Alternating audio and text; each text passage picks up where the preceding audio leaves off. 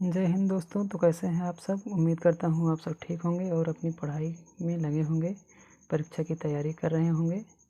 तो जैसा कि आप सब जानते हैं कि इस बार परीक्षा का जो पैटर्न है पेपर का वह चेंज हो चुका है, जिसमें आपको 20 नंबर बहुविकल्पीय दिया जाएगा, जिसमें आपको विकल्पों में से चयन करना है कि कौन सा विकल्प सही है। तो उसी तरह के हमने हिंदी के कुछ प्रश्न लिए हैं, जिसे आज आपको हल करके बताएंगे। यह प्रश्न बहुत महत्वपूर्ण है और ये बार बार परीक्षा में पूछे जाते हैं। तो चलिए हम आपको जो भी प्रश्न लिए हैं उसे हल करके बताते हैं कि इसका आंसर क्या होगा। तो पहला प्रश्न है कि क्या भूलूं क्या याद करूं, किस विधा की रचना है। इसमें आपको बताना है कि यह किस विधा में लिखी गई रचना है। इसमें जो पहला विकल्प है वह है जीवनी, दूसरा यात्रा वृत्तांत, तीसरा कहानी और चौथा है आत्मकथा। अब आपको बता दें जीवनी क्या होती है। जीवनी का अर्थ होता है यानी किसी दूसरे की मतलब जीवन के बारे में। जैसे आपके जीवन के बारे में कोई दूसरा अगर लिखता है कुछ भी तो वह आपकी जीवनी कहलाएगी। और यात्रा वृत्तांत जो होता है आप किसी भी यात्रा पर गए हैं वहाँ का जो वर्णन है आप अगर अपने शब्दों में करते हैं तो यह यात्रा वृत्तांत कहलाएगा। और कहानी वह आपके मन की उपज है, आप कोई भी कहानी अपने हिसाब से लिख सकते हैं। आत्मकथा, यदि कोई अपने जीवन की कहानी को स्वयं लिखता है तो वह आत्मकथा कहलाती है। और जो यह रचना है क्या भूलूं क्या याद करूं, यह जो है यह आत्मकथा है, यानी हमारा जो डी वाला ऑप्शन है घा वाला वह सही है। उसके बाद हमने दूसरा प्रश्न जो लिया है वह है मेरी कॉलेज डायरी के लेखक का नाम बताइए। मेरी कॉलेज डायरी जो है वह किस लेखक की रचना है, तो उसी को आपको बताना है। पहला प्रश्न है, पहला आंसर है क डॉक्टर राजेंद्र प्रसाद, उसके बाद ख है अमृत राय, ग है डॉक्टर धीरेन्द्र शर्मा और घ है हरिवंश राय बच्चन। तो आपको इसमें से छांट कर बताना है कि कौन सा सही है। डॉक्टर राजेंद्र प्रसाद की जो रचना है वह है मेरी यूरोप यात्रा हो गई। और अमृत राय की रचना बता दें तो कलम का सिपाही जो है वह अमृत राय की है। और हरिवंश राय बच्चन अभी आपने ऊपर देखा कि क्या भूलूं क्या याद करूं जो आत्मकथा है वह हरिवंश राय बच्चन का है। और हरिवंश राय बच्चन अमिताभ बच्चन के पिता हैं। और डॉक्टर धीरेन्द्र शर्मा, ये जो मेरी कॉलेज डायरी है यह डॉक्टर धीरेन्द्र शर्मा की रचना है। तो इसमें हमारा ग वाला ऑप्शन सही है। उसके बाद हम देखते हैं कि तीसरा प्रश्न अज्ञेय की रचना बताना है, जिसमें हमने 4 रचनाएं लिया है, जिसमें से आपको चयन करना है कि अज्ञेय की रचना कौन सी है। पहला है क गुंजन, ख है निहार, ग है कुकुरमुत्ता और घ है आंगन के पार द्वार।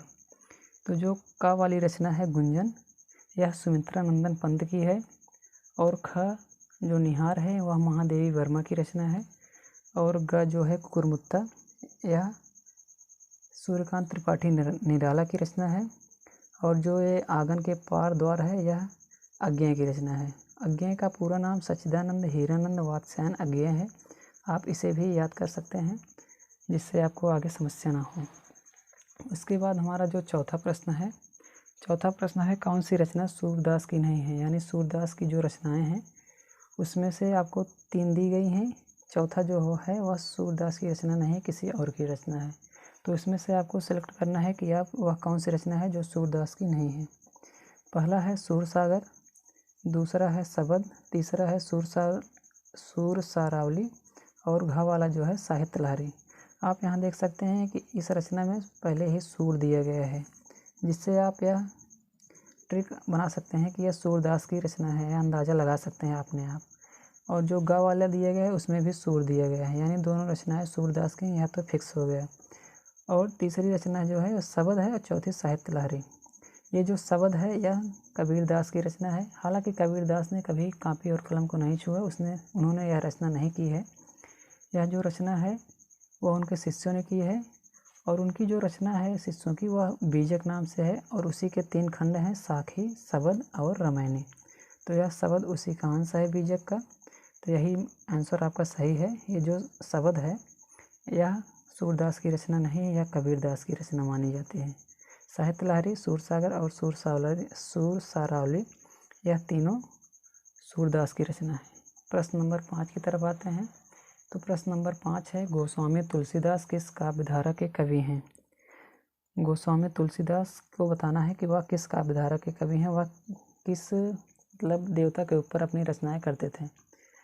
तो इसमें आप देख सकते हैं पहला है निर्गुण भक्ति शाखा, दूसरा है सगुण भक्ति शाखा, ग है दोनों और घ है इनमें से कोई नहीं। तो आपको बताना है कि इनमें से किस भक्ति शाखा के कवि हैं गोस्वामी तुलसीदास। निर्गुण भक्ति शाखा के मतलब होता है कि जो निराकार ब्रह्म यानी जो देवता देवी मानते हैं उसमें उनके आकार को नहीं मानते हैं, वह निराकार ब्रह्म माना जाता है। और सगुण भक्ति शाखा में जो माना जाता है उसमें देवी देवताओं के एक निश्चित रूप रंग माना जाता है। जैसे आप देख सकते हैं कि शंकर भगवान हो गए या गणेश हो गए, राम कृष्ण जो भी हैं उनका एक आकार होता है। तो जो गोस्वामी तुलसीदास हैं वह श्री राम के उपासक हैं, जिसमें आप जानते हैं श्री राम का रूप रंग सब आप जानते हैं। तो यानी क्या हुआ कि गोस्वामी तुलसीदास सगुण भक्ति शाखा के कवि हैं। प्रश्न नंबर 5 भी आपका हो गया। अब हम चलते हैं प्रश्न नंबर 6 की ओर। प्रश्न नंबर 6 जो है वह है कि अमीर खुसरो कवि हैं, यानी अमीर खुसरो किस काल के कवि हैं। पूरा प्रश्न अगर बोले तो अमीर खुसरो किस काल के कवि हैं ऐसा दिए रहेगा। तो इसमें दिए गए हैं आदिकाल, भक्तिकाल, रीतिकाल और आधुनिक काल। तो जो अमीर खुसरो हैं यह आदिकाल के कवि हैं। आदिकाल का जो समय है 743 ईस्वी से 1343 ईस्वी तक है। उसके बाद भक्तिकाल है, फिर रीतकाल है, फिर आधुनिक काल है। और जो अमीर खुसरो का जन्म हुआ था वह 1253 ईस्वी में हुआ था और मृत्यु भी उनकी आदिकाल के समय ही हो गई थी। तो यानी वो आदिकाल के कवि माने जाते हैं।